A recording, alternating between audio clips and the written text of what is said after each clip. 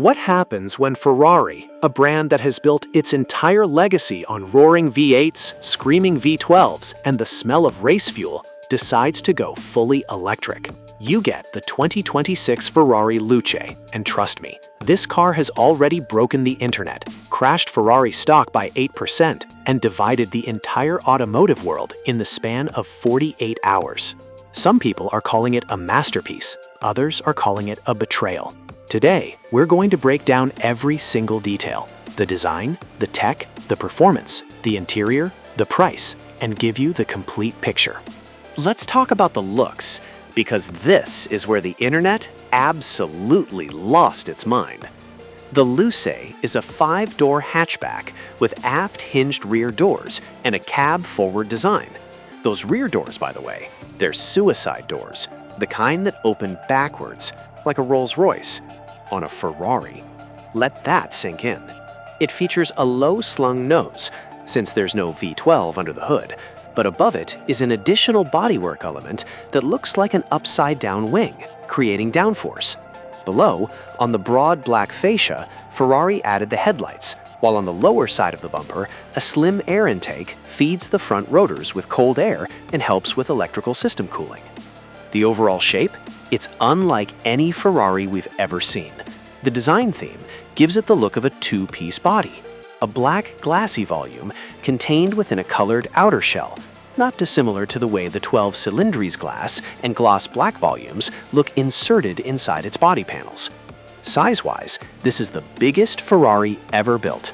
At 5,026 millimeters, the Luce is 53 millimeters longer than the Puro Sangue, while measuring 1,999 millimeters wide and 1,544 millimeters high. Is it beautiful? That depends who you ask. The launch featured 5 Luces in different colors, from Ferrari red to white and light blue. The design marks a clear break from the carmaker's aggressive, muscular, signature sporty style, with a larger body and an expansive glass-led design. It's softer, more elegant, more like a rolling sculpture than a predator crouched to pounce. For some people, that's exciting. For traditional Ferrari fans, that's where the controversy starts. Now step inside, and this is genuinely where I think the Luce starts to win people over. Inside, the mix of leather, polished aluminum, and other high-end materials makes the 4-door Ferrari's cabin a unique environment. The dashboard sports a touchscreen that front occupants can tilt towards or away from them, while the driver benefits from a clean digital instrument panel, and the 3-spoke multifunction steering wheel adds practicality. Here's what Jony Ive's fingerprints look like in a car: restraint. The interior adopts a minimalist luxury approach with limited screens, including a rotating central display designed to shift focus between driver and passenger. The front passenger doesn't even get their own dedicated display. They rotate the central screen towards themselves. That's a bold, Apple-level design decision. The care taken with buttons, toggles, and switches throughout the cabin, each responding with just the right level of connection and feedback, is what sets this interior apart from any previous Ferrari.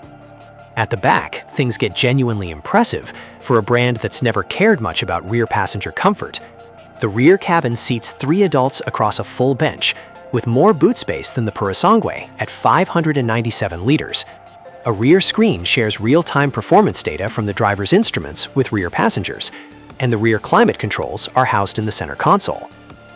And here's the biggest practical difference.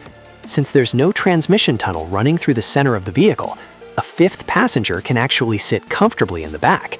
5 real seats in a Ferrari. Genuinely usable family space. That's a first. All right, let's talk about what actually makes this a Ferrari: the performance numbers.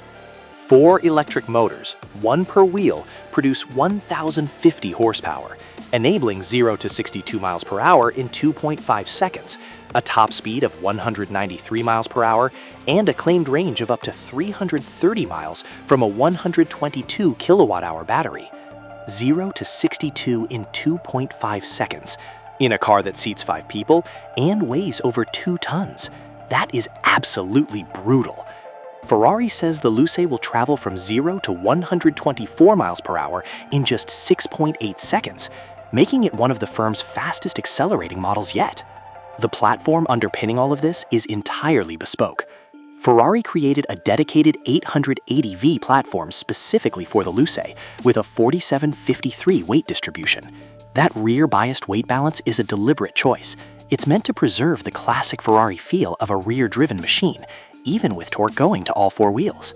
And speaking of keeping the Ferrari feel, the Luce amplifies natural vibration sounds from its EV powertrain to maintain the visceral appeal of a traditional Ferrari. No fake engine noise pumped through speakers. Ferrari is actually engineering the acoustic character of the electric motors themselves. That's the kind of detail that tells you this brand is serious about not losing its soul. Now for the number that made Ferrari's own shareholders sweat. Deliveries of the long-awaited Luce, priced at 550,000 euros, roughly $640,000, are due to begin in the fourth quarter of 2026. In the UK, that's approximately £440,000 to £500,000 before options. And with Ferrari's infamous option pricing, expect real-world cars to breach well over £500,000. Ferrari's stock fell more than 8% after the unveiling of the Luce, with investors and even Ferrari's own former boss and Italy's transport minister publicly criticizing the car. But here's the thing, Ferrari has been here before. When the Prancing SUV was announced, purists screamed betrayal. Today, it's one of the most desired Ferraris on the market. The Luce is a bigger swing, yes, a more radical departure from heritage, but Ferrari has always done things on its own terms. So, is the 2026 Ferrari Luce a masterpiece or a mistake? I think it's neither, and both. It's a car that only Ferrari could have made. It's bold enough to alienate loyal fans, but sophisticated enough to capture an entirely new generation of buyers. And under all that controversy, it's a 1,050 horsepower, 5-seat, 193 mile/hour electric rocket ship built by the most iconic car company on the planet. Whether you love it or hate it, one thing is certain, the Luce is a car that will be talked about for decades. Drop your thoughts in the comments. Are you a fan of the Luce, or did Ferrari cross a line? Like the video if you want more deep dives like this, subscribe if you're new, and I'll see you in the next one.